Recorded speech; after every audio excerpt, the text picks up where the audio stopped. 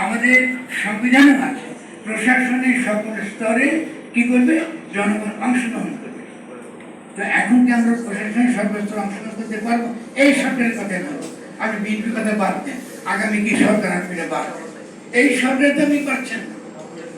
এই সরকার এখনো পর্যন্ত কি আমাদেরকে বলেছে যে ভাই, এই যে সমাজের মধ্যে যারা একটু চিন্তা ভাবনা করে, যারা একটু আমাদেরকে সমালোচনা করে, বা এর আগেও শেখ হাসিনার বিরুদ্ধে লড়াই করেছে, ভিডিও করেছে, বিভিন্ন ক্যাম্পেইন চালিয়েছে, আমরা সকলে জানি, কেন আমার আছে এটা। আমরা দেখেছি মোহাম্মদ সাহেব আছে, কি কনক স্যার আছে, কি পিনাকি আছেন, আপনার থেকে পছন্দ করতে পারে না করতে পারে, তারা কিন্তু জনগণের পক্ষে কথা বলে গিয়েছে। তো এইসব একবারে বলেছে। আচ্ছা, এদের কথা একটু শুনি, যাদের আন্দোলনের ফলে, যাদের প্রোপাগান্ডার ফলে, যাদের বিভিন্ন রকম প্রচারণা থেকে যাবে, তারা কি করলেন? তারা বললেন, তরুণদেরকে বললেন, এই তোমাদের জন্য আমরা ওদের জন্য না, এখানে আসেন জনগণের জন্য। তাহলে জনগণ কথাটা অত্যন্ত গুরুত্বপূর্ণ। আমি নিশ্চিত আমাদের যারা তরুণ তারা এই ব্যাপারটা খুব ভালো করে বুঝবে যে তারুণ্য এক জিনিস আর জনগণ আলাদা। জনগণের রাজনৈতিক পরিভাষা আর তারুণ্য হলো কর্তা, তারুণ্য ইতিহাসের কর্তা, আর জনগণ হলো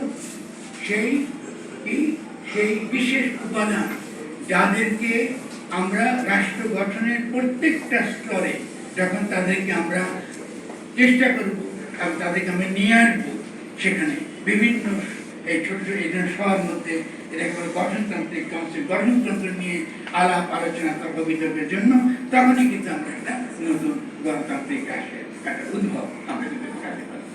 ফলে এই দুটা খুব গুরুত্বপূর্ণ। সে শুধুমাত্র ভাষা আমাদেরকে কত পরিমাণ পিচ্ছিল জায়গায় আমাদেরকে নিয়ে যেতে পারে। তৃতীয় দৃষ্টি হচ্ছে যে এই গণ অভ্যুত্থান কিন্তু সমাপ্ত করেছে সাধারণ শ্রমিকেরা, জেনারেল সাধারণ শ্রমিকেরা। সাধারণ শ্রমিকেরা যখন বলেছে আমরা আর গরিব করবো না, কারণ তারা একটা শ্রমিকেরই সন্তান, তারা একটা কৃষকেরই সন্তান, তারা একটা গরিব বাপের মায়েরই সন্তান।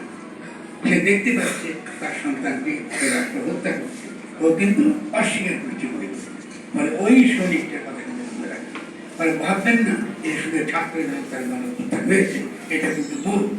যদি আমরা এটা মনে রাখি তাহলে আমরা বুঝবো যে এই যে আজকে সেনাবাহিনীর যে ম্যাজিস্ট্রেসি হয়েছে, এটা 2 মাসের জন্য, কিন্তু সেনাবাহিনীকে ম্যাজিস্ট্রেসি দেওয়াটা আমরা যদি দেখি, আমরা যদি জনগণের দিক থেকে দেখি, এটা কিন্তু খুব ভালো না। যেটা তো সে খুব সুন্দর বলছে, এটা খুব ভালো লক্ষণ। ফলে আমরা এই ম্যাজিস্ট্রেসি চাইনি। আমরা চেয়েছিলাম কি, আমরা চেয়েছি পুলিশকে রিফর্ম করা, পুলিশকে ফিরিয়ে আনা।